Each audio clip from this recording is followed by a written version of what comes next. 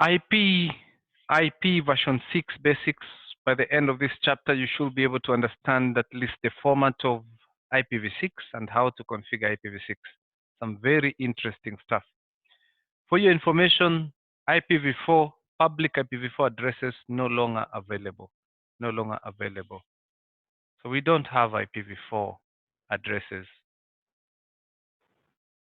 So As network engineers,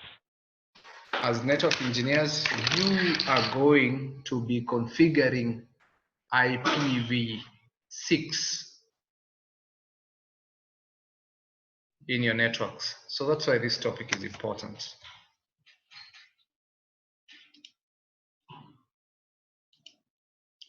So in the 80s, IETF released RFC 791, that is the Internet Protocol, which marks the standardization of IPv4 in the 80s.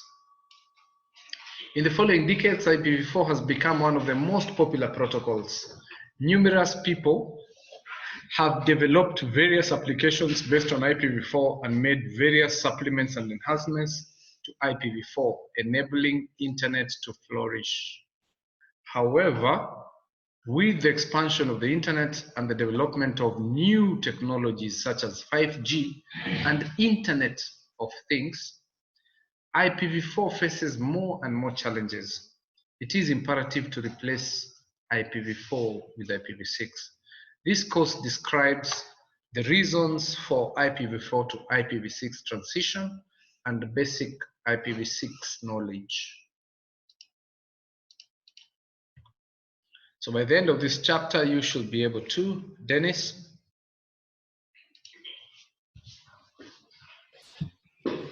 Okay, on completion of this course, you will be able to some advantages of IPv6 over IPv4. Yes. Describe the basic concepts of IPv6. Describe the format and function of IPv6 packet headers. Describe the IPv6 address format and address types. Yes. Describe the method and basic procedure for configuring IPv6 addresses. Okay. Lastly, configure IPv6 addresses and IPv6 static routes. Yeah, static routes and addresses. Okay, thank you very much, Dennis. Okay, so let's have an overview of IPv6. On February 2011, the Internet Assigned Numbers Authority. The Internet Assigned Numbers Authority is hubbard at ICANN. ICANN, the Internet Corporation for Assigned Names and Numbers. These are some of the organizations whose mailing list you should subscribe to and start contributing. So IANA announced even allocation of the last 4.68 million IPv4 addresses to the 5, this one is important, this one is very important, to the 5 RIRs. So the world has been divided into regions. So these regions are called Regional Internet Registry. For example, the African region has the RIR called Afrinic. Afrinic is Africa Network Information Center. Network Information Center. And in fact, Afrinic is the one that exhausted its pool of public IPv4 addresses most recently in 2019. Now, the other regions include, for example, APNIC for North America, for Latin America, LACNIC. Then this one for Europe, RIPE. We also have ARIN for Asia. So those are the 5 regional internet registry. So normally, IANA would assign a continuous block of IP addresses to particular RIRs. Then the RIR will further assign these blocks to particular country network information centers. Like in Kenya, we have KENIC. Are we together? Again, as RIR allocates to the countries, they allocate a pool of continuous IP block to the country network information centers. In Kenya, it's called KENIC. Then now, whoever now manages that will now be able to distribute it to the ISPs within the country. And again, that is done continuous blocks. So that's how a website is able to know that a particular IP address is at this particular location, for example. Okay, so main reason as to why, of course, we have to move to IPv6 is because we don't have IPv4. We don't have any other IPv4 left. And that's why it was necessary to move to a newer address. How many addresses did IPv4 give us? How many? 2 raised to power 32, right? Yeah, which is about 4.3 billion addresses, right? Yeah, so in the early 80s, when they created IPv4, they thought that those numbers will never be exhausted.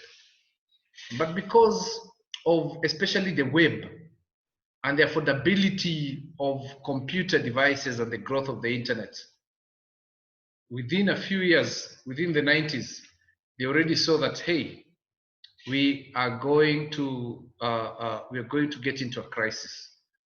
And one of the strategies that they came up with in order to reduce the fast depletion of IPv4 addresses was what? Was what? Private addresses. So nothing. Private. Exactly. Exactly. So network address translation. So having private and public, but still the public addresses were getting exhausted. So they needed to come up with IPv6, and that's why we have IPv6. Okay, some advantages of IPv6. Why do we need, why IPv6? So we have exhausted IPv4. This one has an improper packet header design. This one, improper packet header design. Large routing tables leading to inefficient table query. Dependency on ARP, which causes broadcast storms. So those are, other than exhaustion, these are the other problems with IPv4. Are you getting the point? So let's see how is this solving that problem. Number one, nearly what? Infinite address spaces.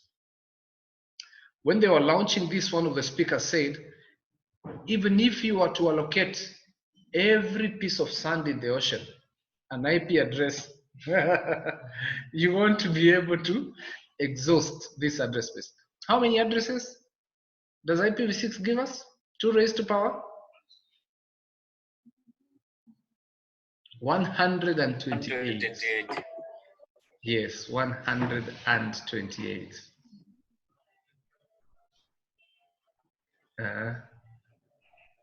So it gives us addresses, I can't remember very well, but it's what we call undezillion. Around 3 trillion. Around? 3 trillion something. We can't hear you very well. 3.4 undezillion. 3.4. 3.4. Yeah, 3.402 something. 3.5 undezillion. Okay, now those are very many addresses, very many. Now, the other advantage of IPv6 is hierarchical address allocation. Then it also supports plug and play. So plug and play, it means you really don't have to configure an IPv6 address for your end device to connect to the network. You can connect it to the network and it can automatically generate its own IPv6 address. So we're going to see how. Also, simplified packet header. So unlike the improper packet header design, this one has fewer fields that are very usable. So we're going to look at it. IPv6 also provides security features using what we call extension headers. Extension headers. So you can be able to authenticate and encrypt IPv6. IPv4 did not provide any security features for its header. Integrity of end-to-end communication is improved with IPv6. It also supports mobility. This means that when you move from one network segment to another network segment, you can still continue to use the same IPv6 address. So you don't need to change it. Unlike in IPv4, when you move from one network to another network segment, you have to use a different IP address. It also provides enhanced quality of service features compared to IPv4. Again, ARP, no ARP in IPv6. So we are going to see how. Also, IPv6, no broadcast packets. So we're going to see how IPv6 learns the MAC address of the other person. Okay, so I think I've already explained. I have already explained most of this. Maybe simplified this one. Simplified packet header improves the forwarding efficiency. New applications can be supported using extension headers. I told you about extension headers, which facilitate the forwarding of network devices and reduce investment cost. The other thing is on enhanced QoS. So we're going to see that it has a field called flow level field, which is used to provide for quality of service. Okay.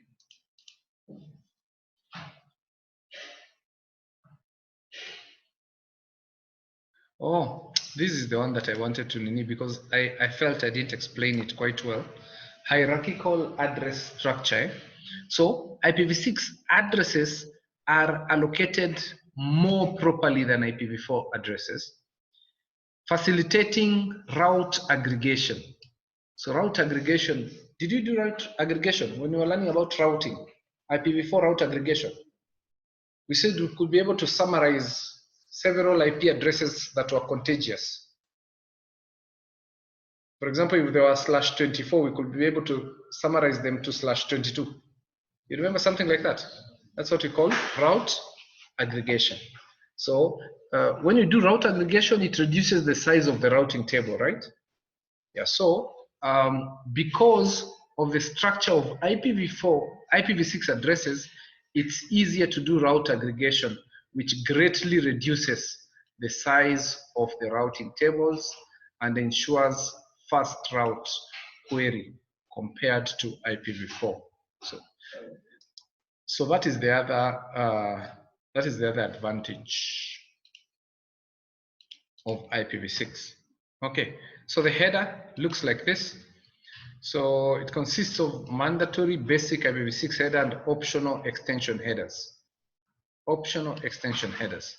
So the basic header provides basic information for packet forwarding and is passed by all devices on the forwarding path.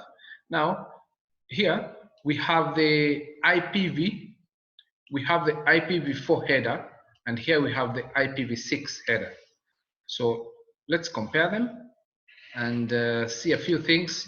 So a few addresses were deleted, a few fields were deleted and no longer exist on the IPv6 header. For example, the header length field the identification, flags, and fragment of set field, the checksum field, and the padding field, and the option field. So imagine we have reduced the fields of the IPv6 header by 1, 2, 3, 4, 5, 6, 7, by 7. And that explains then why this one can grow up to 60 bytes, while the IPv6 header is just 40 bytes. Otherwise, we have some fields that were reserved. So for example, the version field. So for example, here for version, you'll have the value 6, here you have the value 4. Another one is the source address, which is the IPv4 address here. Here it's the IPv6 address. Here it's 32 bits, here it's 128 bits. Destination address, 32 bits, here 128 bits. Otherwise, some of them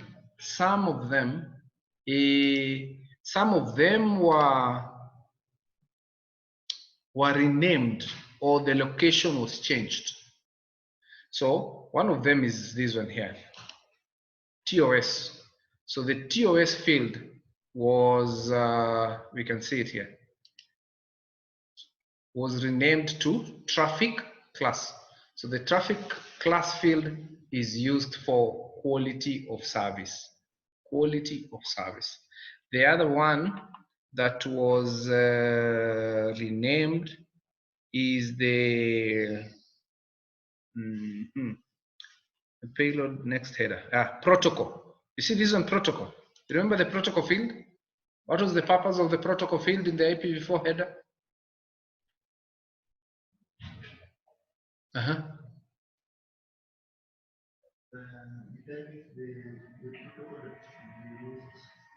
The protocol that will be processed next after the IP header, right? Good. So this one, the protocol field, is the equivalent of that is this one, the next header field on the IPv6 header. So next header field used to specify the next protocol that is going to be processed. And then we have the TTL. You remember the purpose of the TTL? Now TTL on the IPv6 header is the hop limit. The hop limit. Hop limit. So hop limit does the same. The value will be reduced on every hop. If it gets to 0, discard. Send destination unreachable to the host. Which other one? Oh, payload length. Payload length, this one. Payload length is this one. Total length. Total length. Payload length.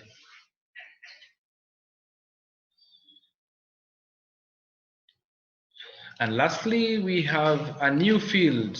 New field. That new field on the IPv6 header is the flow label. The flow label. The flow label is used to differentiate real-time traffic, and it's used to identify certain data flows in order to give it also quality of service or preferential forwarding or processing. So that is what the flow label field is used to do. Used to identify a unique data flow. Why do we want to identify that data flow? So that we can be able to perform some operation on it or give it preferential forwarding. So do we now understand all the fields of the IPv6 header and their purpose? Yeah? Yeah. Someone requested me to finish early so that they can go and watch the Chelsea game. So you better respond faster. If you don't respond and I have to ask again, you're really boring them. Okay. Now, you see, IPv6 extension headers. Now, extension headers are used to extend the IP header. You can think of it like this. It's like putting an envelope into another envelope into another envelope. So that's what we're calling extension headers. Are we together? Yeah, so that they can support certain operations. For example, we can have what we call an authentication header. We can add, on the IPv6 header, we can add an authentication header. So the authentication header will be able to provide the IP security functionalities like encryption and authentication. Are you getting the point? Yeah, so that's what we are calling. That's what we're calling extension headers. Now, oh, it's actually here. I don't need to go to the previous slide. Now, here, on the IPv6 header, this is the IPv6 header. Remember, the IPv6 header is how many bytes? So we have the next header field. This next header field will identify the header that is going to be processed next. So for example, it can specify, for example, it can specify the authentication header. So this is the authentication header, for example. The authentication header will have a variable length, meaning it can be any length. It can be any length. Are you getting the point? Yeah, so that is what variable length means. Then the authentication header will also have the next header field, which will also identify the next header that is going to be processed. For example, the encapsulation security payload header, ESP header. Now, it is important to note that, or to mention that an IPv6 packet might have 0, 1, or more headers. Are you getting the point? When you get time, please read the notes to also know the other headers. I've only mentioned the authentication header and ESP, encapsulation security payload. We have others. Please have a look at the notes and make sure that you read them. Okay, what else do I need to say here? Okay, the extension headers have a field called data, extension header data and extension header length. So the data, the length is 8 bits and used to indicate the extension header length. Then the data is a variable length, meaning it can be any size. It indicates the payload, and the payload of the extension header. That is the data of that particular header. So really, that is how an IPv6 packet is structured. So this is an example of an IPv6 packet. So here we have the IPv6 header. We have the IPv6 header. Then on the next header field, we have the value 0, meaning that the next header is a hop by hop header. So this one here, hop by hop. After hop by hop, on the hop by hop header, the next header field has a value 51, meaning the next header is what? The authentication header. Are you together? On the authentication header, the next header field is 6, meaning the next protocol that is going to be executed on this packet is the transport layer protocol or header, the TCP. So of course, these 3 headers, most likely, these 3 headers are going to be executed on the network layer. Then now this data is going to be sent to the transport layer, so that now TCP can be opened up and processed at the transport layer.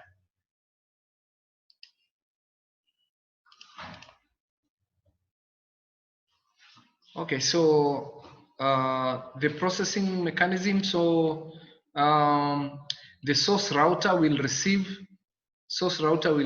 this particular packet. Now, when it receives, so this is called the source router here. When it receives this packet, it's going to process this packet by just reading the IPv6 header. Read the IPv6 header, see the next hop, search the routing table, see the next hop, send it to the next router. So this next router here is what we call the intermediate router. Now the intermediate router will read the IPv6 header. Then on the option field, it's going to see that the next header it's supposed to look at is the hop by hop header. And therefore, it's also going to open up the hop by hop header and forward. So process the basic header and hop by hop options header, then forward it to the next intermediate. So all intermediate routers are just going to look at those two. Then the destination router, that is the router that is connected to that device that is supposed to receive this packet, is going now to process the IPv6 header, then open up this one, then open up this one, the authentication header. And that is it. So the length of the basic packet header is fixed. So the length of the basic packet header is fixed. That means the basic packet header is this one, this top header here. That their length is fixed at 40 bytes, right? Improving the forwarding efficiencies. Extension header meet special requirements. Okay. So the IPv6 address format, as we said, it's made up of how many bits? 28 bits. Now, while IPv4 addresses are written into 4 segments separated by dots, IPv6 are written and separated by colons. They're divided into 8 segments. Each segment contains 16 bits and is normally written in hexadecimal. So when you see 2001 here, this is not 2001. This is hexadecimal. So hexadecimal, this 2 is 4 bits. So that's why we're saying that just this segment here has how many bits? 16 bits. So total that. Another important thing to mention about this is that IPv6 addresses are case insensitive. So if you write this A as lowercase a instead of uppercase A, it is the same address. Similar to IPv4 addresses, an IPv6 address is expressed in the format, the address, then a slash, then the mask length, Okay, so let's have a look at this example. So we have this address, then slash, then 64. Now, what does this mean? What does slash 64 means? The same thing it means. In IPv4. When we say 192.168.1.0/24, what does /24 tell us?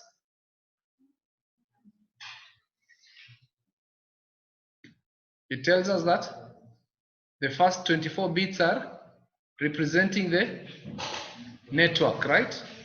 While the rest are representing the host. So similar thing here. So here, it simply means that the first 64 bits, is it here? 1, 2, 3, 4, yes. The first 64 bits are representing the network, while the last are representing the host.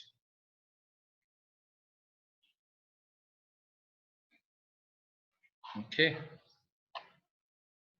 So this is, for this particular example, this is an actual IP address. Then this, for example, is the subnet number or what we call in IPv4 the network address. Are we together? Are you together? Yeah, that this one here is 192.168.1.0/24.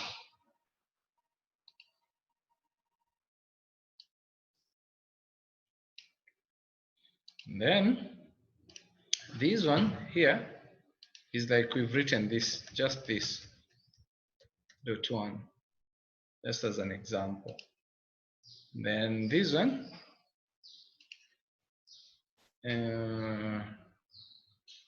oh sorry, actually, can I be able to drag that? I'm not sure. .168. This is the one that is this, by the way, the network address. Then this one here is 192.168.1.1/24. So not this one.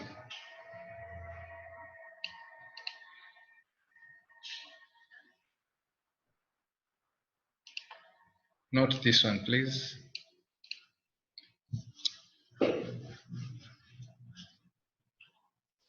Are we together?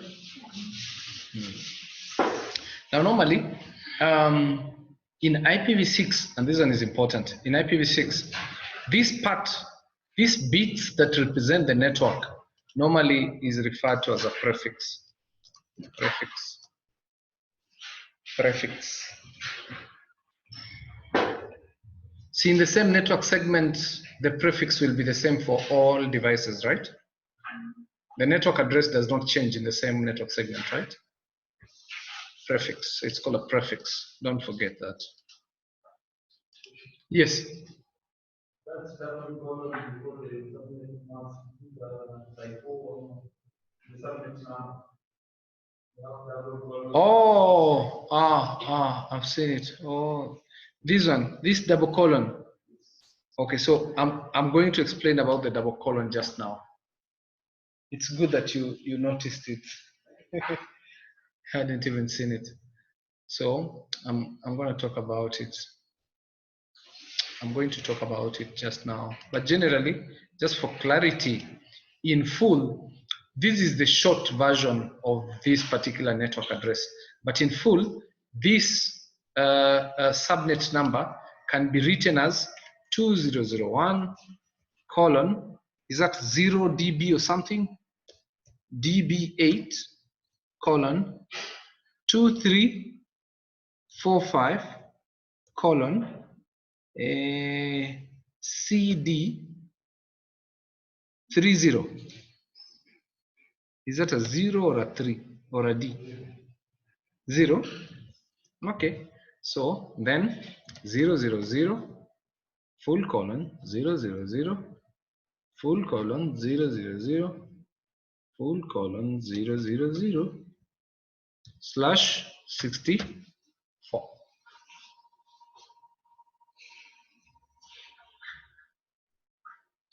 So I will tell you how we arrived at the double colon in the coming slide. But in full, that is the network address. Are we together? Good, very good question. Good that you asked it. Okay, and here it is. So because IPv6 addresses are very long, normally we write them, we shorten them. That shortening is also referred to as abbreviation. Abbreviation. So for convenience, IPv6 can be abbreviated according to the following rules. According to the following rules. Now, rule number 1 is that on each segment, we remove any leading zero. We remove any leading zero. So, for example, for this address, here we have 2001, so we don't have any leading zero. Here we have 0 and then DB8. So we remove the leading zero on this segment. Here we have 4 zeros. So we remove the leading zeros. We are just left with the last one. Here we have 4 zeros. So we remove the leading zeros. We just remain with the last one. Here we have 3 leading zeros. We just remain with an 8. Here we have 1 leading 0. Here we don't have a leading 0, so it remains as it is. Here we don't have a leading 0, so it remains as it is. So that's the very first step. That's the very first step for shortening these particular addresses. Now the next part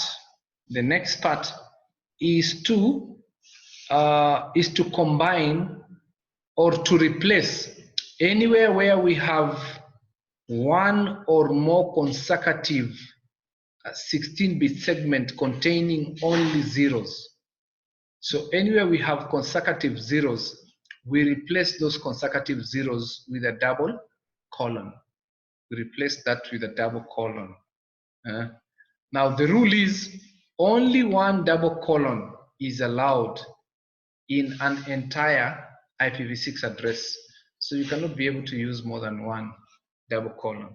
Okay, so look here. Here we have 2 consecutive zeros. If they are 16-bit or more, we combine them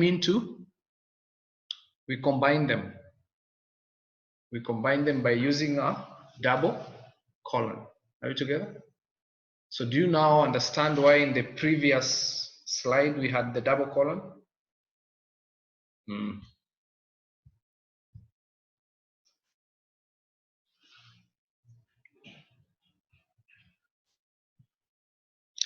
Reason as to why we can only have one double colon is that if you have more than one double colon, then you cannot be able to restore, cannot be able to go back to the original address. Are we together?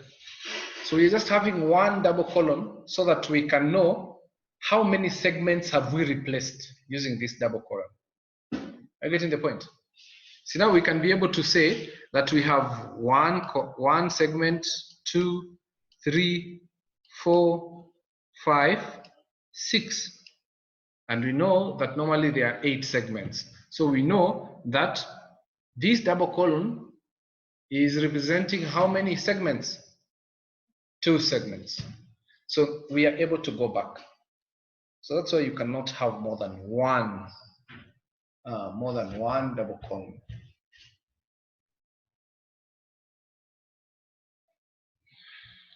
Okay, so examples. So here we have 0, 0, 0, 0, then at the end 0, 1. So this can be shortened to double colon 1.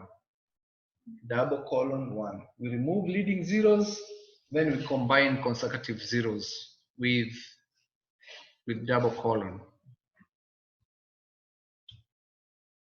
Okay, so let me give you a few minutes to discuss this, how we've arrived at that, also discuss this,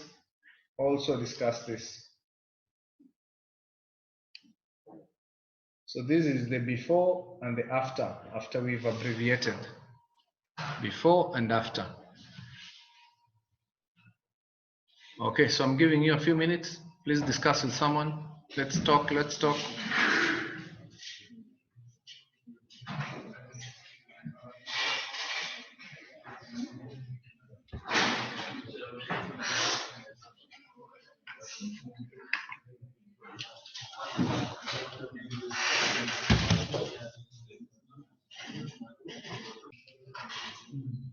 Okay, so please remember that even though what we've done is summarizing, in the exam you might be given this and you're told to expand it.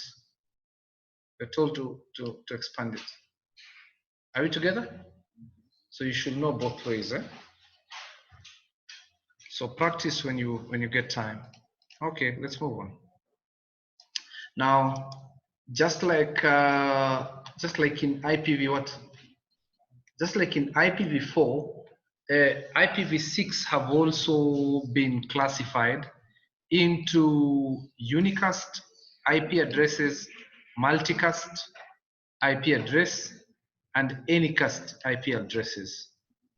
Normally, this is done according to the this is done according to the IPv6 prefix.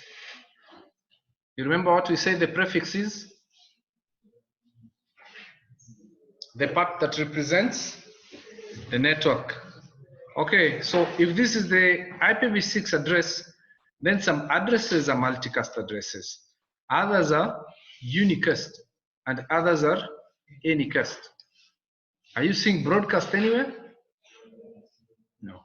Multicast, one to a group, right? People that have joined that group, multicast. Unicast, one to one. Anycast, you've ever heard of anycast? Yes.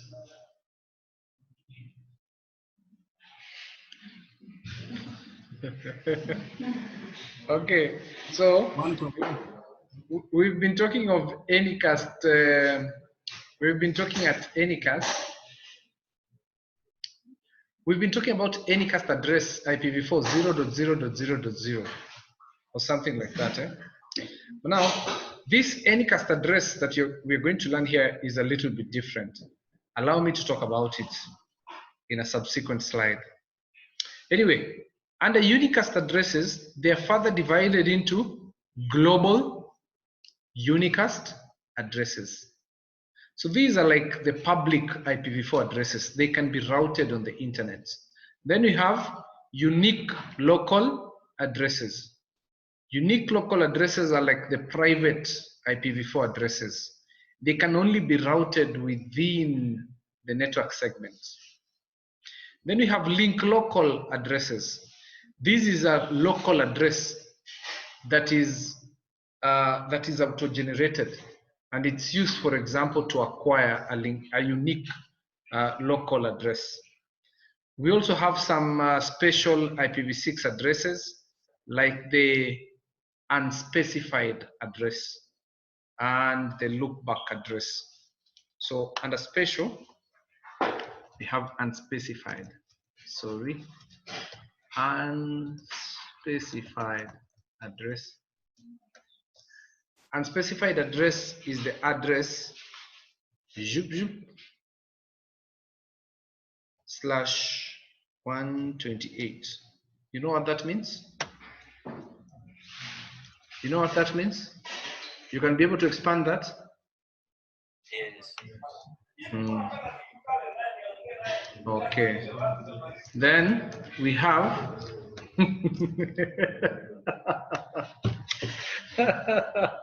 hey, this our country really will show us things. Okay. Dennis, are you the one that just responded? I think all maybe zero. Yes, all zeros, exactly. Thank you. I was just listening to the background noise in your, from where you are. Then I remembered, I think this week, the Speaker of our National Parliament stopped one of the legislatures from submitting his points because they thought he was in a bar. He had joined online. And therefore, some people were shouting, oh, huyo sijui yako wapi. I don't want to mention that place. Okay. So that's the beauty of online. You can contribute from wherever, whenever. And you still make valid points. Unfortunately, parliament standing orders do not allow. And therefore, that MP had to be cut out. Anyway, so unspecified address, all zeros.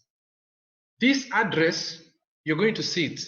This address is used as the source address of some packets. For example, we are going to talk about neighbor solicitation packets. We are going to talk about DAD. duplicate address detection. So that is where we use this. We use this during that. We also use it as the source address when we are doing neighbor solicitation. Neighbor solicitation. So we're going to understand that and the NS just now. Then loopback address. This loopback address is very similar to the IPv4 loopback address 127.1.1. So here in IPv6, this address in IPv6 is this one, 128.128. So that is the abbreviated version. You can be able to expand this. It's going to be 0:0:0:0:0:0:0:0:1. Are we together? Okay.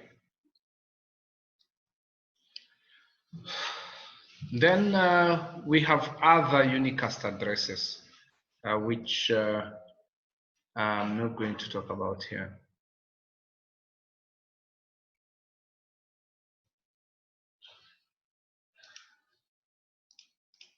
Okay. IPv6 address format. And by the way, you can become consultants after this topic. You can become an IPv6 consultant. And many organizations are going to be shifting from IPv4 to IPv6. So that's a business you can look for. You can also watch my HCIP videos. There are more details about IPv6 and the configuration. Okay, so let's look at the IPv6 unicast. So what is unicast? One-to-one, right? We look at the format. The format is similar to IPv4 addresses, has two parts, the network prefix and the interface ID.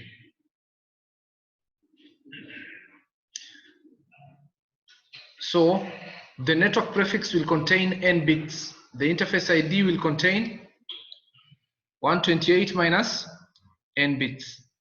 So unicast addresses include addresses such as the global,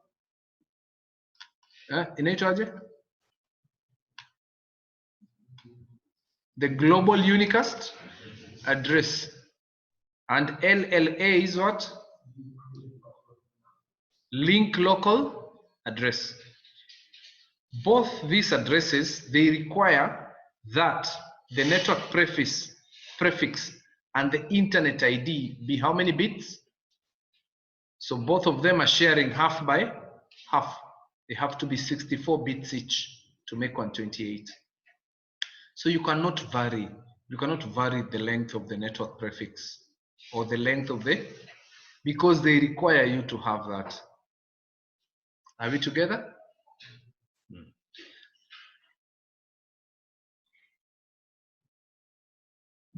Okay.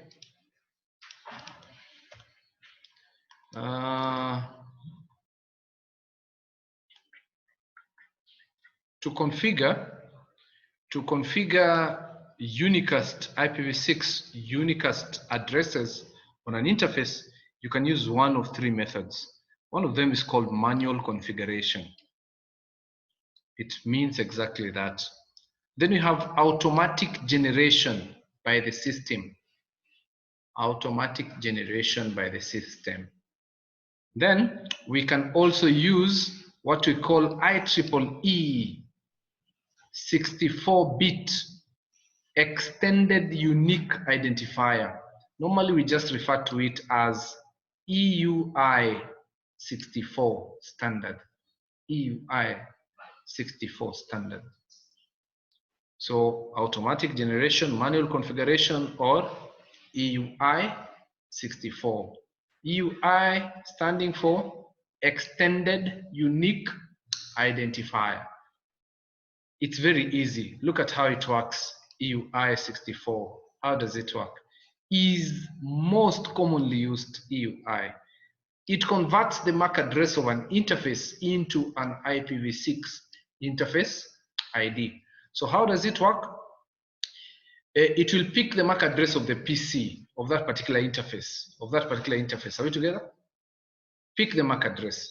Then remember, for this Unicast interface ID, we want it to be 64 bits, right? How many bits does the MAC address give us? How long is the MAC address? 12 bits. Yes? 12. How long is the MAC address? How many bits?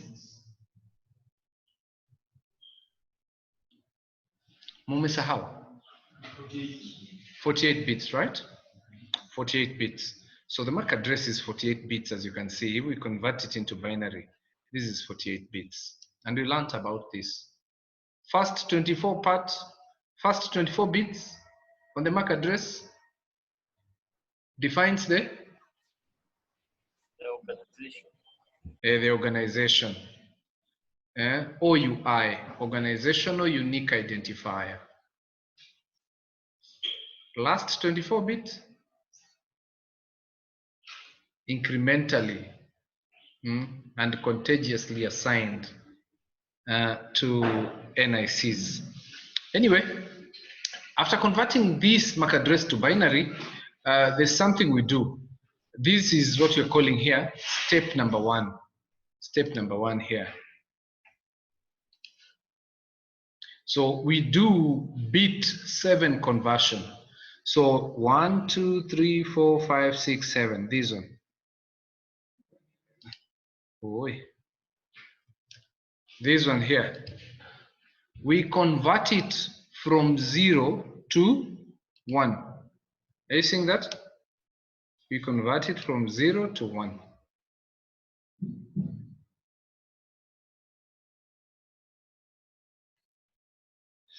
Now, after converting it from 0 to 1, at the very middle, see, this is the middle.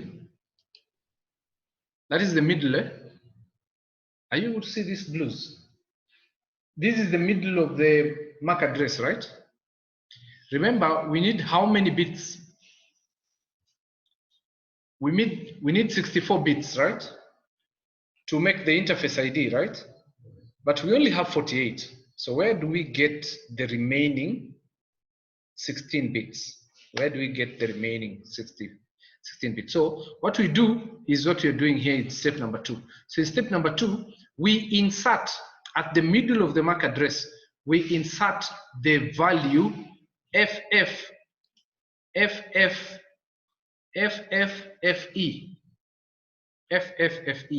So that is all ones, then all ones, and it ends with a 0. So what we are seeing here.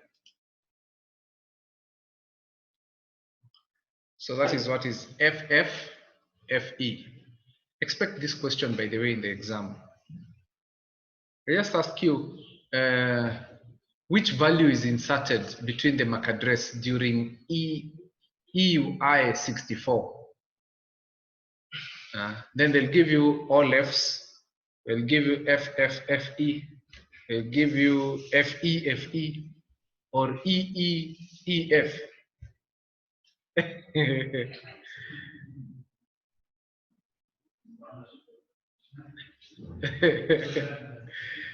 Yeah. Don't forget that. So are you seeing how we are getting the 64 interface ID? So now this is 64. This is 64. So with this, are you seeing that every device will have a unique IPv6 address? Yeah? Every device will have a unique, using AUI 64, every device will have a unique IPv6 address. Because number one, we are using your MAC address to create this IPv6 address, and your MAC address is globally unique. Are we together? Okay, so those are the 2 steps. Please don't forget. Number one, we change the 7th bit. We convert it from 0 to 1. After doing that, in the middle of the MAC address, we inject FF FE. Yes.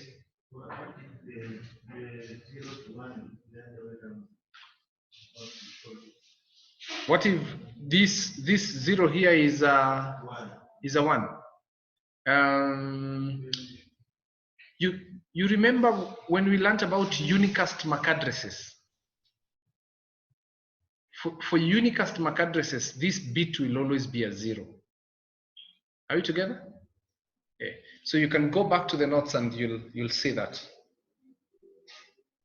You'll see that. Okay. So common IPv6 unicast addresses. Now we want to look at the global unique.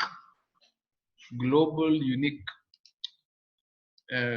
Global unique what?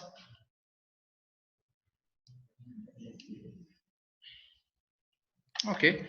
So is also called an aggregatable global unique address. This type of address is globally unique, and is used by hosts that need to access the internet. It is equivalent to a public IPv4 address. So as you can see here,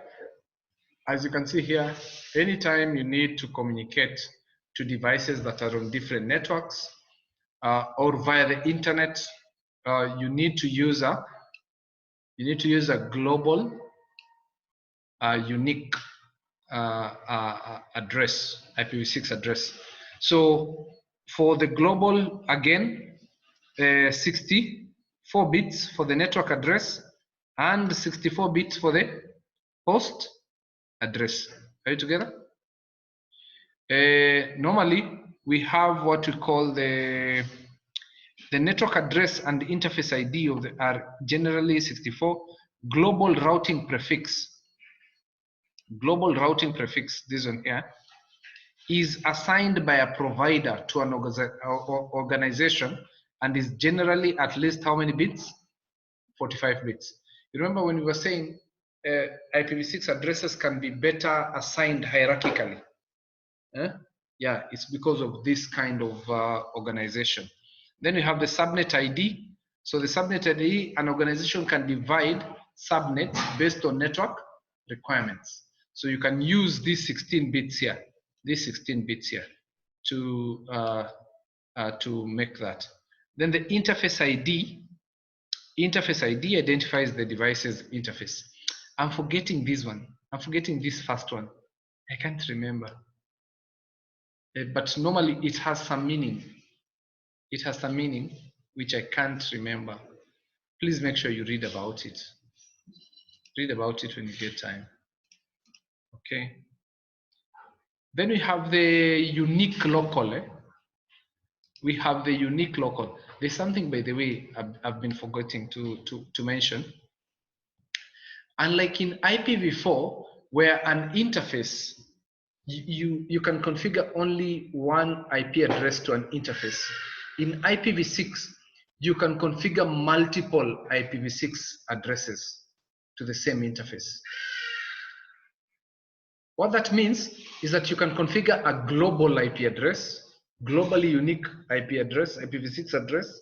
Then you also configure a unique local address, and it will also, for example, auto-generate a link local address. Are you getting the point? So it can have 3 different IPv6 addresses. So please remember that. Now, the unique local address is a private IPv6 address, can only be used within the intranet. This type of address cannot be routed in the public network. Therefore, cannot be used directly to access the public network. So the format of this particular address, normally the first 8 bits will be that. The first 8 bits will be that. So that is FC or something. Is it? Not sure. Not sure. But it will always, of course, this is F and something. I don't know what this is if we convert it to hexadecimal. Okay.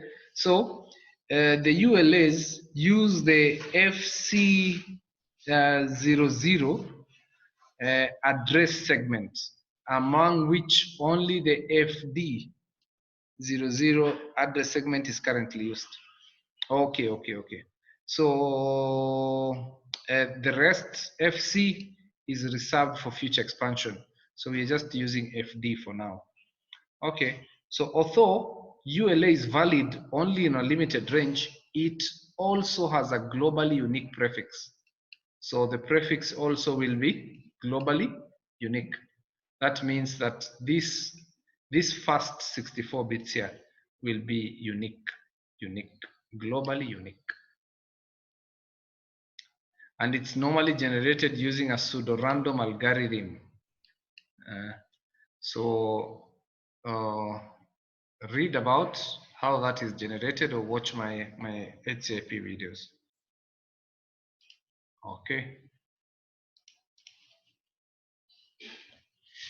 Then you have the link local address, another type of IPv6 unicast address with limited application scope.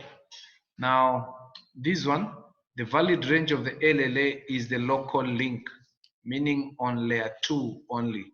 So you cannot be able to communicate beyond layer 2 network when you have a link local address. So when the layer 3 device receives a device, a packet finds out the source address is an LLA, it will discard it. It can't be able to route it beyond that network. So LLA is used for communication on a single link, such as normally we use it during what we call Slack, stateless address auto configuration. So we're going to learn about Slack just now, and also during ND. ND is network discovery. We're also going to look at it. So data packets with the source or destination IPv6 address being LLA are not forwarded out of the originating link. So we have already said that the valid scope of an LLA is the local link. Each IPv6 interface must have an LLA. Please note this. Each interface must have a link local address. So Huawei devices support either automatic generation of an LLA or manual configuration. So we are going to see, we're also going to see how that is done. Okay.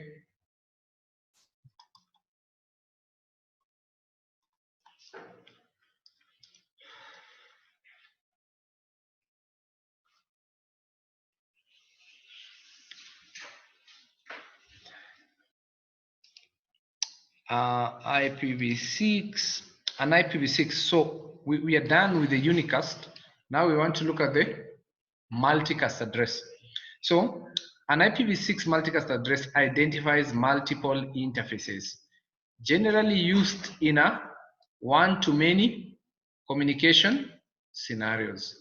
Now you need to understand that it is multicast that is used to implement any broadcast requirement in IPv6. So in IPv6, we do not have broadcast. So multicast is one to many. So you have, for example, the multicast source, and you have the receivers.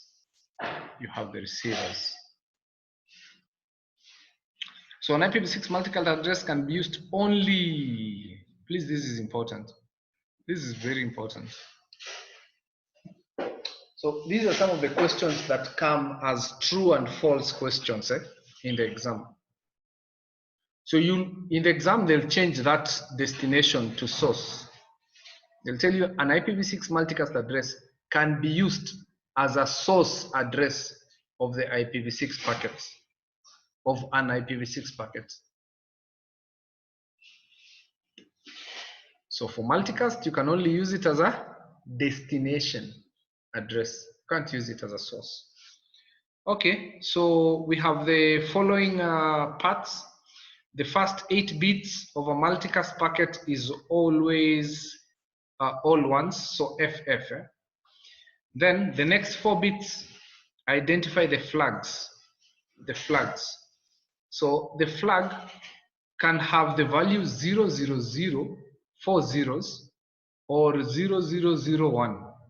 When it's 4 zeros, it means it is a well-known multicast group. So we have well-known multicast group and we have transient. So flags. So flags can be 0, 0, 0. This is called well-known multicast group. Then we have 0, 0, 1. This is called transient multicast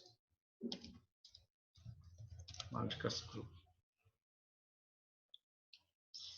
So the well-known multicast groups really are the multicast IP addresses that are reserved for certain protocols. Like we know OSPF routers have to exchange packets. So we have to reserve a certain IPv6 multicast address for OSPF to use, OSPF version 3 to use to exchange OSPF packets. So that's what we call well-known. The other ones vary. Then the scope indicates the multicast group scope. So again here, for the scope, we have several scopes. So I want you to find time and read about it. But for example, we have a site local scope.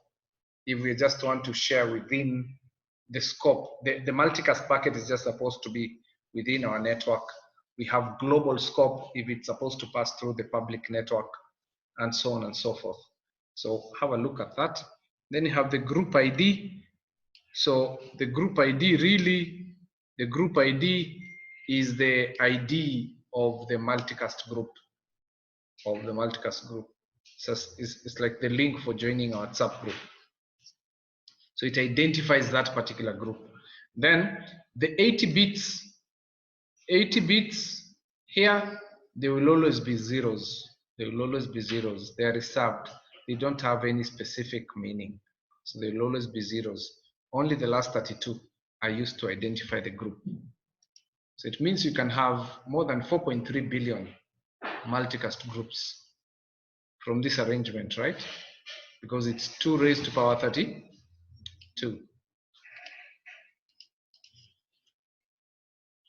Okay. Then this is the other interesting concept. The concept of solicited node.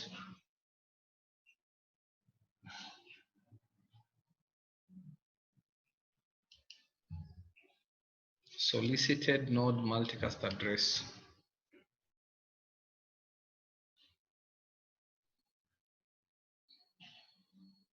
Okay. Now, if a node has an IPv6 unicast or anycast address, the solicited node multicast address is generated for the address. Hey, let me read again. If a node has an IPv6 unicast or anycast address, which other address is generated from that? A solicited node multicast address. And the node joins the corresponding multicast group. This address is used for neighbor discovery and duplicate address detection. We're going to look at this. A solicited node multicast address is valid only on the local link. When you talk of local link, we are just talking about layer 2. So it can't be forwarded outside. It can't be forwarded beyond a layer 3 device. Are you getting the point? Local link. And that's why in the previous slide, you remember the scope? So the scope can be link local. When the scope is link local, it means that if a router receives it, discards. Are you getting the point? Are we together? So you're going to understand how neighbor discovery works and how DAD works. But for now, just know that we use this solicited node multicast address. We use it for these 2 purposes. Number 2, understand that when an interface has an Anycast address or a multicast or a unicast address, it will automatically generate a solicited node multicast address. Okay, so let me show you how it generates it. So a unicast or anycast address will have 64 bits defining the prefix and 64 bits defining the interface ID. Are we together? Now, to generate a solicited node multicast address from this address, in order to generate it, what we do is that we use this value. These values here are fixed, so they're going to remain as they are, like that.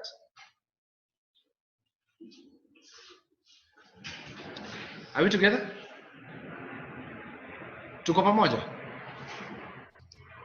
So those values are going to remain as they are. FF02, 0000001, FF. Then the last 24 bits, we borrow from where? We borrow from this unicast or anycast address. We borrow it and use it here.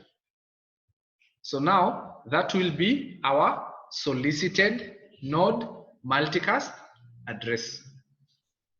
Can I tell you, for example, how it works for neighbor discovery? So for neighbor discovery, this is like the ARP. We want to get your MAC address. So when we want to get your MAC address, see, we have your IP address.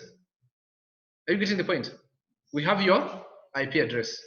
So with IPv6, when we have your IP address, see, we can also generate your solicited node multicast address. So we simply send to that destination. We simply send to that destination address. We're going to see that, I think, even in the next slide. Let's just do that so that you don't get confused.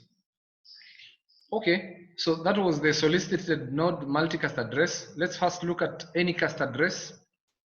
Anycast address identifies a group of network interfaces which usually belong to different nodes. Usually belong to different nodes. An anycast address can be used as the source or destination address of the IPv6 packet. Simply put, anycast. Simply put, this is anycast. We have web server 1 and we've given it an IP address here. And we have web server 2, we've given it an IP address. Now, these two addresses are the same.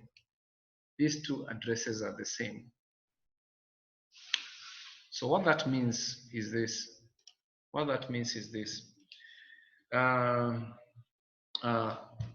Google deployed a YouTube server in Kenya.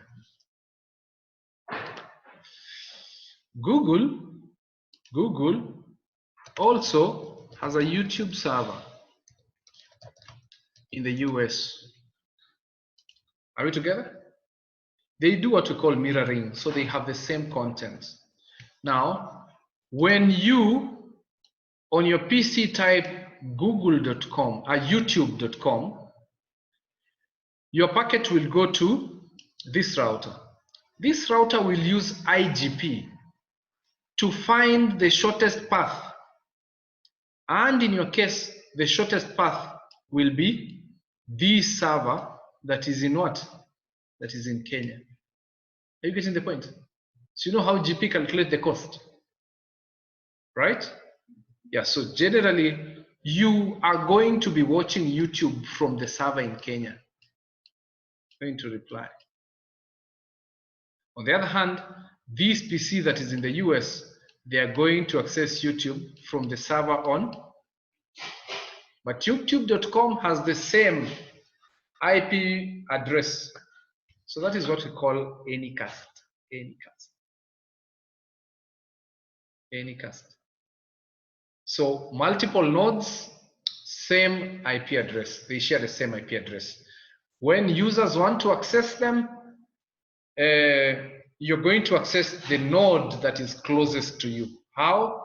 The routers are going to use IGP to find the node that is closest to you. Okay, Maurice, you have a comment or question? Yeah, thank you for Yes. explaining that, Malim. One thing that I wanted to confirm, Yes. if you can share more light. When you say it will use the shortest node, Yes. does it mean that the shortest node is Path. within The shortest path. the shortest path? Okay. Does it mean that? It should be within the same country, or it can be even in a different country, like the way we just explained about the YouTube server. Okay. Really, by shortest path, Yeah. by shortest path, for example, OSPF, what does it use? The IGP OSPF. Yeah. What does it use to determine the shortest path? It's the cost, right? The cost, yeah. The cost. So if all these are gigabit Ethernet links, then all these are gigabit Ethernet. So are you seeing that this path will provide a shorter cost compared to this path? Are you seeing that? Yeah. Because this path will be, say, 1 + 1 + 1, 3. This one will 1, 1, 1, 1, 4. So that's why it's going to choose this one and not this one. So for this, yeah. So Okay. for the, let me just clarify that for the shortest path, we are not really talking of how far physically, but we are talking about the IGP cost, the OSPF cost. Okay. Are you getting the point? Yeah, no, It's not really physical distance. So the physical distance might also determine the number of hops you're going to pass through. So is that clear? It's clear. Yeah. And that's why, for example, sometimes back, especially in this university, it was easier to access YouTube than Gmail. Some time back, I don't know how, but when the network was slow, you could be able to watch videos on YouTube, but Gmail will take forever to load. Malim, I think also congestion was also contributing to all this. Congestion. Yeah. Which is this congestion that is affecting YouTube and not Gmail? The capacity, I thought videos are heavier than throughput also text. speeds. Hmm? Yeah, true. But the throughput, the speeds, the bandwidth, maybe the YouTube and the Gmail, they were actually different. And maybe also my other guess maybe was maybe the Gmail server is not deployed closer. Maybe it's further away, and maybe now we have congestion beyond beyond our borders. Yes, Okay, so I hope now you understand how these things work. So if Netflix want to improve your user experience, they deploy a server closer home. So your packets don't have to be routed all over, then rerouted back to Kenya. No. So this is what happens. Is this an interesting concept? Did you know about this? Someone had said yes earlier. Did you know about this? Huh? So this is what happens. Okay, so let's move on. Yes. I'm asking, there's something when I open the YouTube, it connects to where When you open your YouTube. There's something over there that is just outside. They see, but not easier.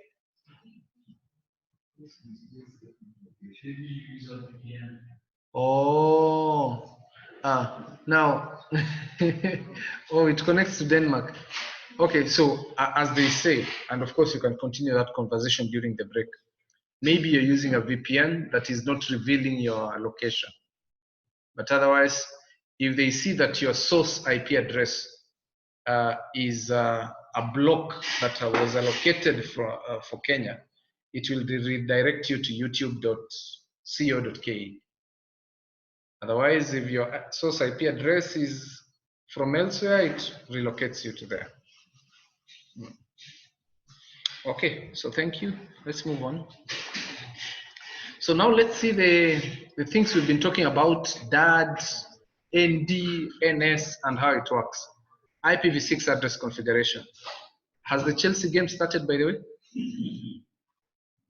I can try and finish this a little bit faster. It has just started now. Ah, okay, okay. Let me see. 15 minutes will be enough for this one. So IPv6 addresses of hosts and routers. So unicast IPv6 addresses and multicast addresses of hosts and routers are as follow. So we said, number one, that the interface must have a link local address.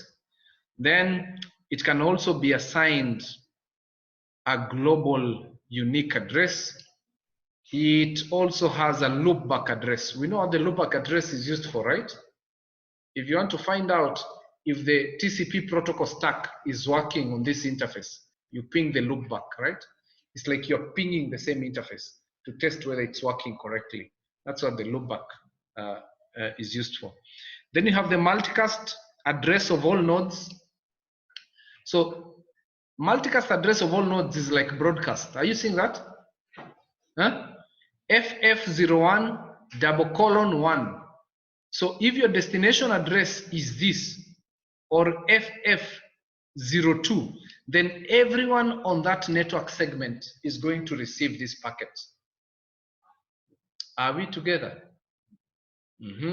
The other address that a link must have, this particular link here must have, is the solicited node multicast address. See, tumeona venye inafomiwa. Yeah, we have the fixed value, and then the last 24 bits, you get it from where? You get it from the either unicast address or from the global unicast address. So that's why you can see here we have .1. Okay, so for the router, of course, you'll also have link local.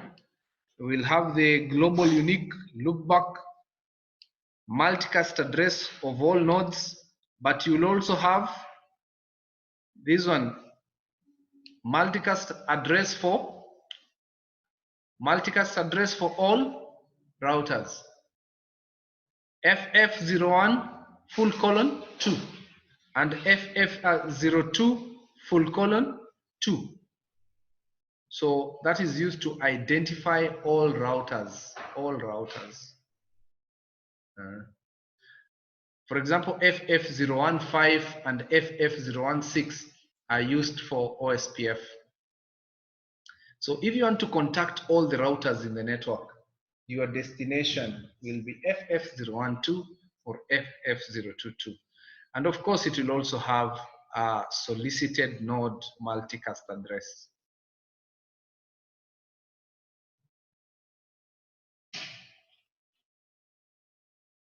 Okay.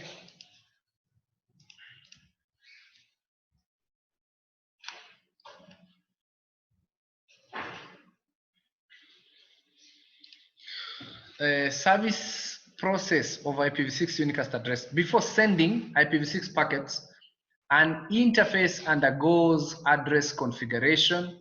Three things, look, address, configuration. Number two, it undergoes duplicate address detection, DAD, and lastly, it undergoes address resolution. During this process, neighbor discovery protocol, another protocol you're learning today, NDP, plays an important role.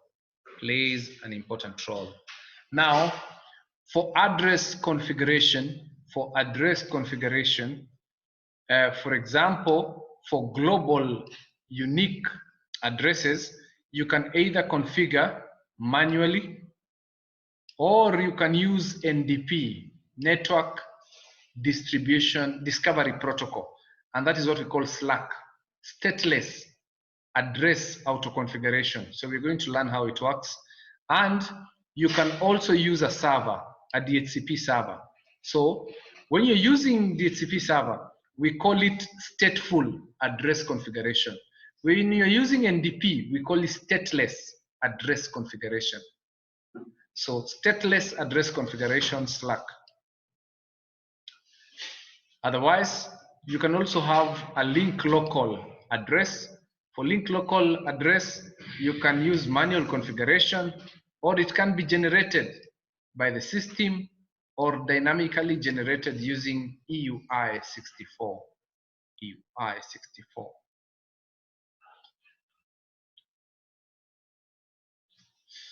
Normally, when we are using NDP and SLAC, as you're going to see, we normally use ICMP version 6 to send router solicitation and router advertisement messages in order to generate an IP address. Otherwise, after address configuration, we go to DAD, duplicate address detection. This is similar to gratuitous ARP. Gratuitous ARP in IPv4, so it's used to detect address conflicts. Now, after address configuration and an interface acquires an IPv6 address, that address is called a temporary address, and it cannot begin using that address until DAD has happened. Duplicate address detection has happened. So we're also going to see how it works. Otherwise, after DAD, we can have address resolution. Address resolution is similar to ARP request. ARP request. It uses ICMPv6 messages, specifically the network solicitation and network advertisement packets, in order to learn the MAC address of the destination host. So after we've done these three, then we can say that we have an IPv6 address that we can use for data forwarding. We can use for data forwarding. By the way, I really enjoy using this annotation. These annotation tools, like the arrows, the rectangles. If there's one thing I've enjoyed with online teaching and using Zoom and the like, is using this annotation. Eh? Yeah, because you can erase, then it becomes very easy to point out. You know, before we were pointing with fingers, but I had improved. Actually, I had a pointer. I had an infrared pointer, but this makes it quite easy, and also easy on your side to understand, if I'm not wrong, by the way, right? So mkiona nachafua sana, nachafua karatasi sana, msisikie mbaya. I enjoy doing it. Okay, so let's see how SLAC works. NDP, tumesema NDP ni network protocol. NDP makes this possible. SLAC tumesema ni stateless address configuration. Stateless address configuration.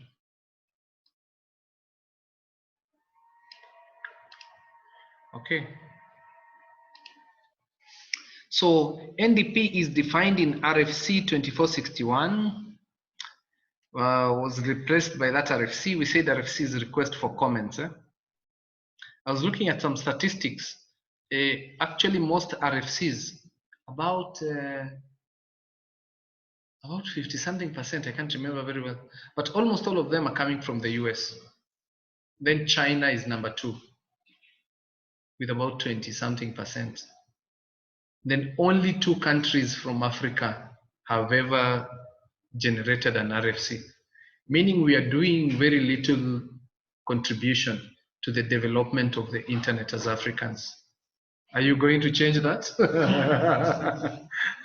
You can only change it by joining technical organizations like IETF. I told you the other day that one of my friends was in the committee that was working on NetConf. Did I mention something like that? And it is a she. And she was learning here at MMU. And now she works for Google. Good thing with joining those organizations and contributing is that you network and you become a global citizen. It opens endless opportunities for you. And it's free. So with this skill that you get from this course, you can be able to join IETF, join a working group. They normally have working group and start learning. You learn for a few years, you become an expert, then you start contributing. We need to join that table. Don't you agree?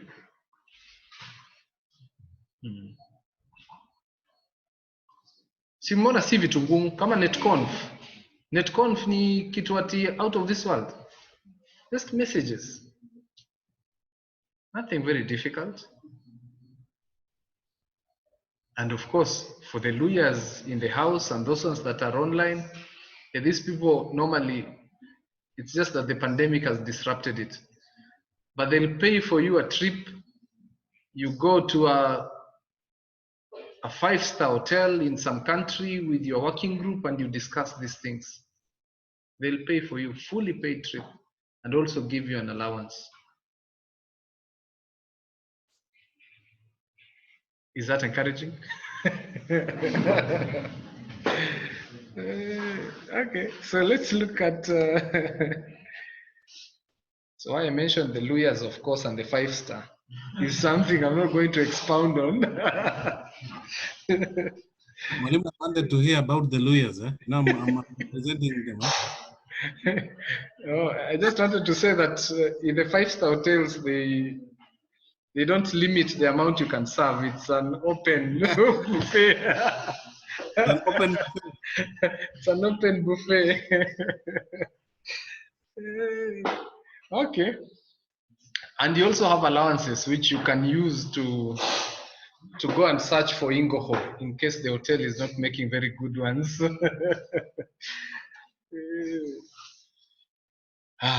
Okay, let's move on. So, NDP uses ICMP version 6.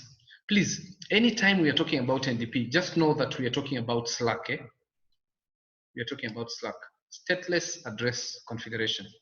So, NDP supports the following functionalities. It supports stateless address configuration. It supports duplicate duplicate address detection, and also address resolution. Now, the purpose of Slack is prefix advertisement. Now, ICMP version 6 messages used by NDP can be one of these types. Type 133, which is the packet we call RS, or router solicitation. 134, router advertisement. 135, neighbor solicitation. While 136 is neighbor advertisement. Now, address resolution. You remember address resolution? So we say that is the ARP of IPv4 to learn MAC addresses. Normally uses neighbor solicitation and neighbor advertisement. Hey neighbor, who has this IP address? I want your MAC address. Then the neighbor will reply with a neighbor advertisement. Prefix advertisement, the router will advertise the prefix. We said the prefix is the network address, right? It will advertise the prefix so that you can be able to auto-generate your own IP address using a UI. 64, because where do you get the prefix? So the router is going to advertise the prefix. It advertises the prefix by using the router advertisement packet, RA. Otherwise, if you don't receive a router advertisement, you can send a router solicitation to find a router that is within your network so that they can respond with a router advertisement and give you the prefix. So that's how it works. Then DAD, duplicate address, uses NS, neighbor solicitation, and neighbor advertisement. So address resolution and DAD, they are the same thing. Only that here with DAD, we are waiting. We've sent a solicitation. If we get an advertisement, we know, oh, someone is using this IP address, therefore we cannot use it. Are you getting the point? But actually it's the same. Address resolution and DAD, the same thing. It's just like ARP and gratuitous ARP. So I hope that is clear. Wow. This topic does not want us to watch the Chelsea game. It's giving me a lot of words and stories. I don't know why.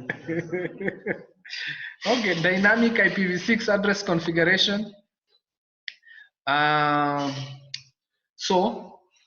Dynamic. So here we're looking at dynamic IPv6 address configuration.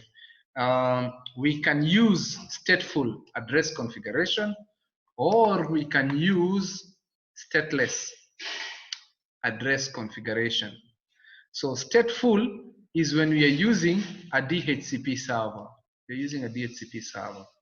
So the DHCP server, we are going to get not only the IPv6 address and prefix, but we're also going to get other network configuration parameters, such as the DNS server, the SNTP server address, the NIS server address.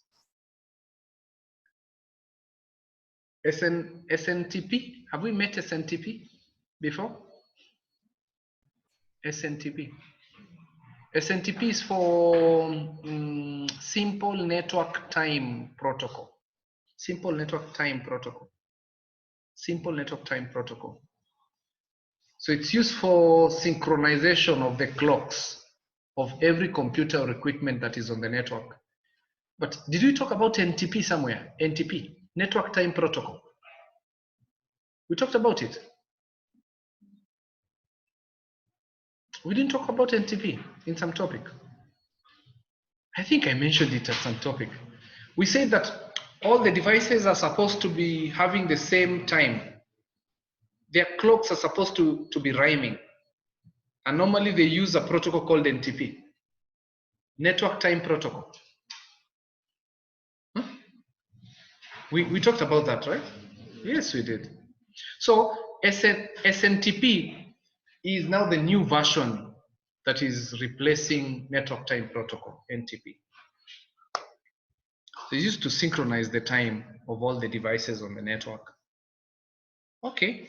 Then we have the stateless, now Slack, stateless address configuration. So how does it work? Stateless address configuration, we've said two ways. Number one, the router can send the router advertisement. So when it's sending the router advertisement, what is it sending? The prefix. Are you seeing the prefix?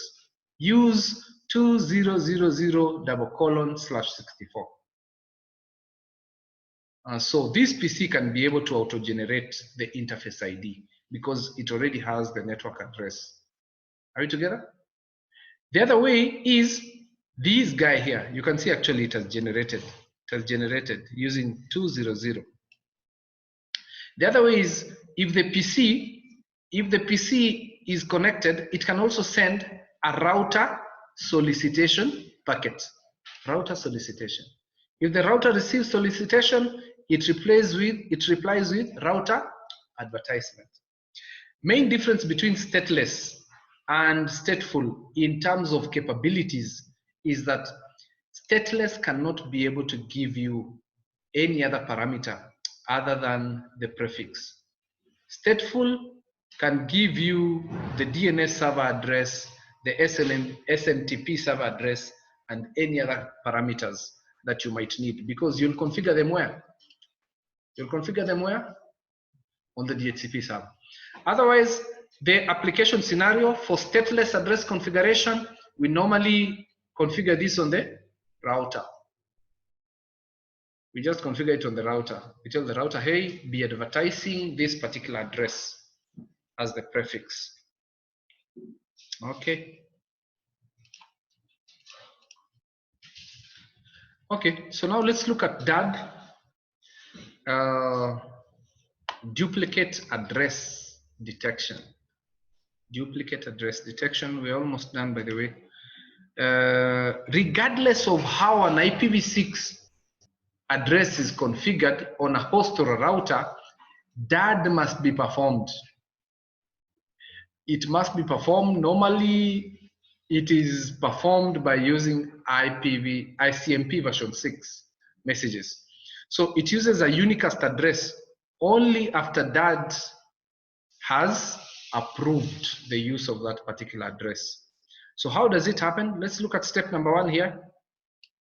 So normally, after you configure, you've just configured an IP address, this one, 2001:FFFF/64. And this is your MAC address. This is your MAC address here. It's only that we've written it in the format XXX-XXX-XXX. So this is your MAC address. This is the IPv6 address you have configured. So your machine is going to send a neighbor solicitation packet. This neighbor solicitation packet, what will be the source MAC address? Your MAC address. Your MAC address. What is the source? What is the source IP address? Source IP address is the what did we call this address? Special unicast address with all zeros. What did we call it? Huh? Unspecified, right? Unspecified. Do you remember? Najua ilikuwa kitambo kidogo. Jaribu kukumbuka. Unspecified address, eh? Okay, kumaanisha hatuna bado address yenye tunatumia. Then destination address. The destination address is there. This destination address is actually the unsolicited node address for this particular PC. It is the unsolicited address. You remember unsolicited was starting with F02 blah blah blah F00. Then the last 24 bits are gotten from that particular address. So you can see. Then on the type, it's type 35, meaning it's a neighbor solicitation. Now, on the target, it has a field called target. It's gonna enter that IP address that you've just configured.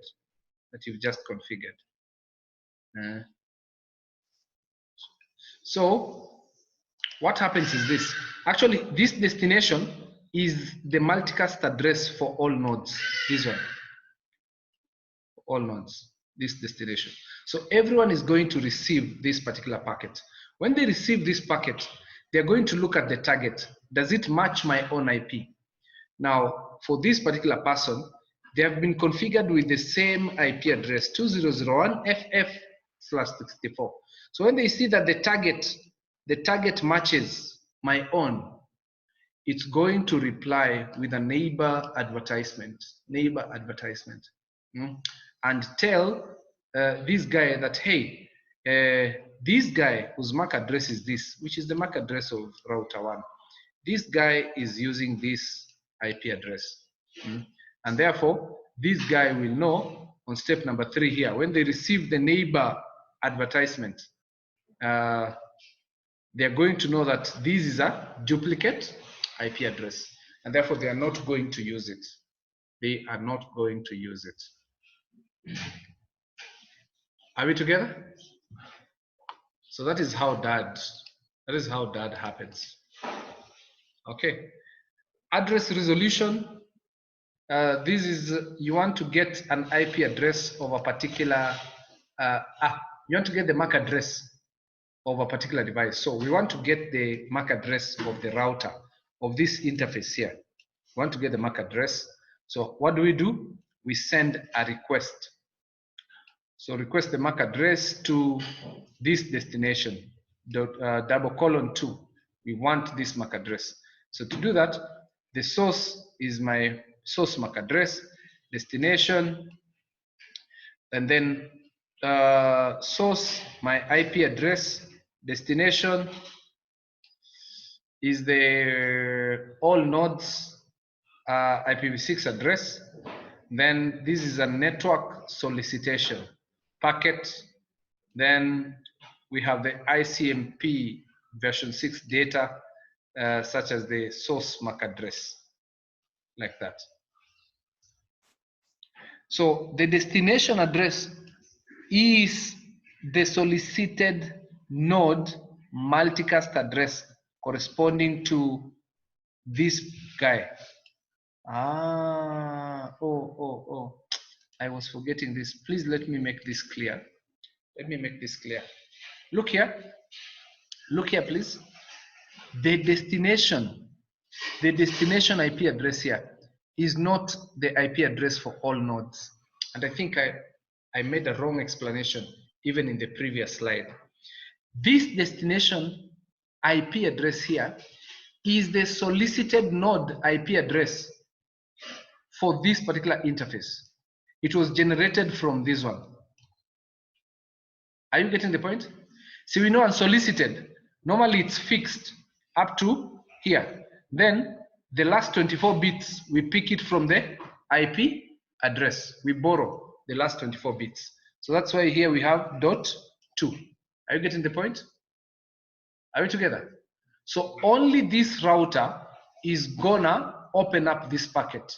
And when it opens up, it's going to respond. It's going to respond. And in responding, we already have the IP address of the PC.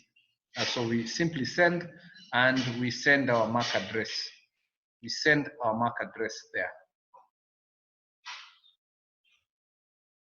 Is that clear?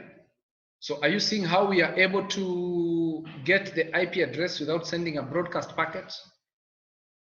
By using the unsolicited node address. Because from an IP address, we can create the unsolicited node multicast address. And that's why every interface must have that address. It must generate a solicited node multicast address.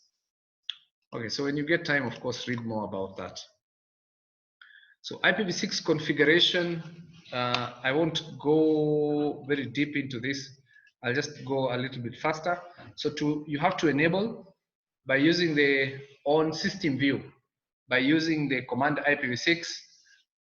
Then on the interface view, you use the command IPv6 enable.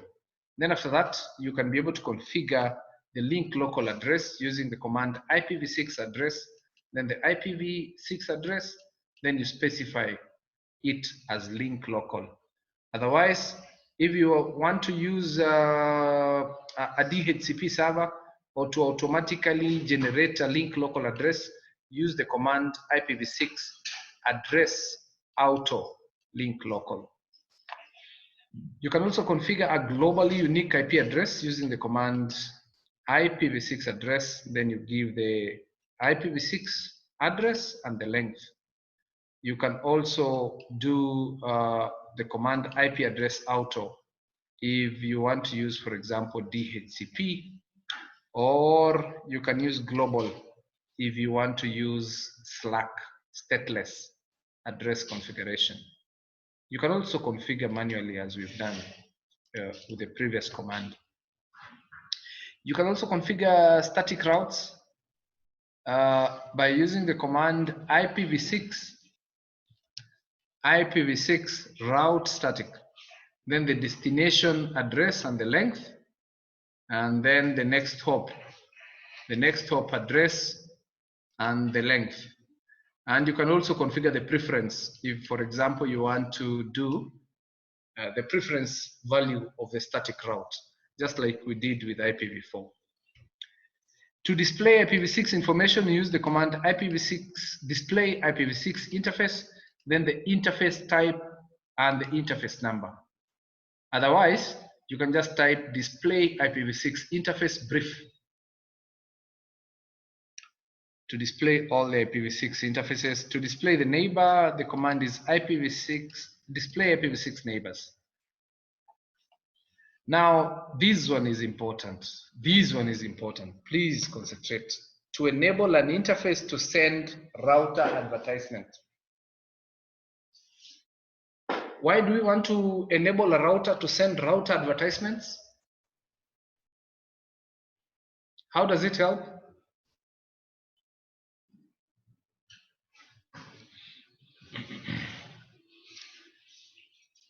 So we just looked at that a few minutes ago. So generally, router interfaces do not send router advertisements. If you want them to send router advertisement, then you have to go to a particular interface and use the command undo IPv6 ND RA for router advertisement alt.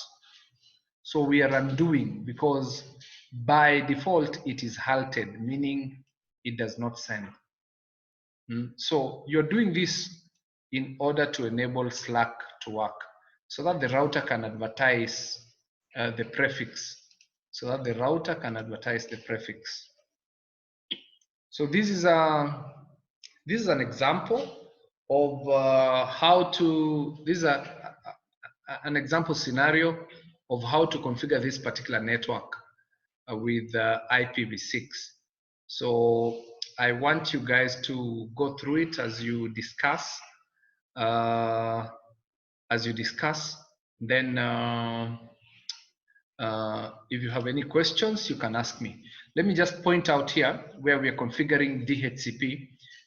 The way we configure it is very similar. So we enable DHCP, then we say DHCP v6 pool, then we create pool 1. Then this is how we specify the prefix. So the command is address prefix, then you specify the prefix. So this prefix really is the one that is going to be advertised by the interface G001. So a G000. So on this interface, you use the command DHCP v6 server pool 1. So it's going to be advertising this prefix. So in this case, we want this particular interface G00 to be advertising the prefix on this network segment because we want this host to acquire an IP address by using the DHCP server. So this router is going to act as a DHCP server and offer the prefix from that particular global pool. So that is all I needed to mention. Here on this interface on R3, you'll need to, on R3, for it to be able to receive that or send router solicitation, you have to do the DHCP enable. Then you go to that particular interface, G000, this one. Then you use the command IPv6 address auto DHCP. So when you do that, then it will expect that it gets the prefix from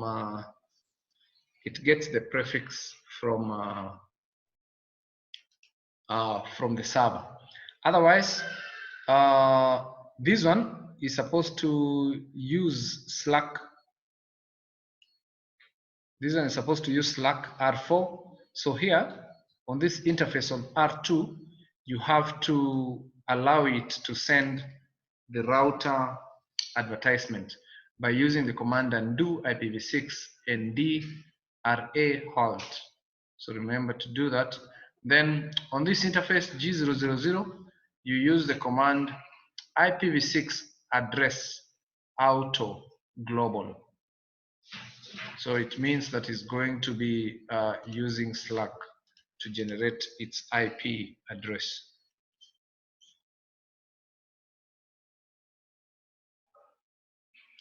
Okay, so in this case here, they're just configuring the static routes.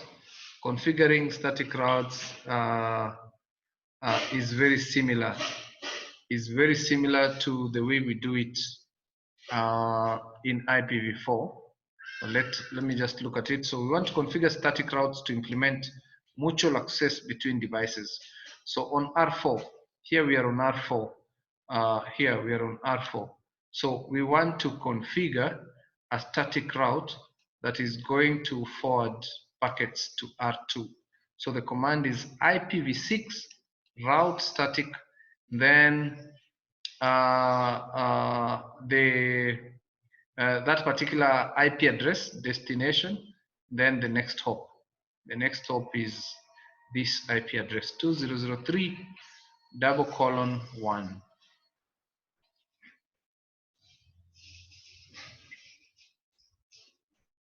Otherwise, we can also create a static route there that is going to 2002. Again, next hop. Remember, we still specify the length, as you can see here, the length 64. Configure an aggregated static route on R1. So we can be able to aggregate 2001 and 2002.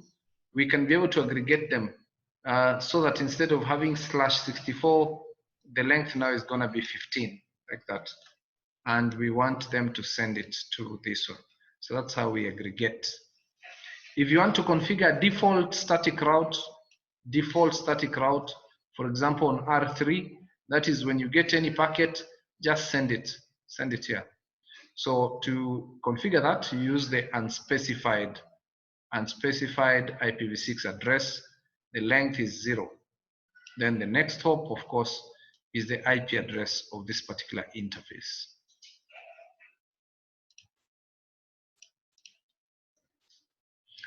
Ladies and gentlemen, that is the very end of this chapter. I want you to shorten this. I want you to calculate this. That's the last assignment we are doing. Then after that, we do the lab on IPv6 configuration, and then we can leave. So let's shorten this. Let's do this assignment together. I want to walk around and mark. Let's shorten this. And I want to see the process. So don't skip, Don't write the answer. This is mathematics. Let's shorten that.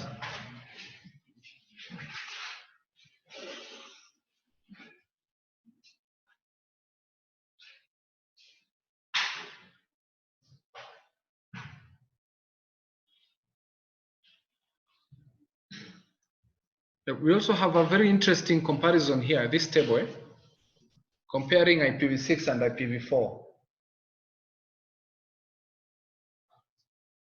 Make sure to have a look at it. Make sure to have a look at it.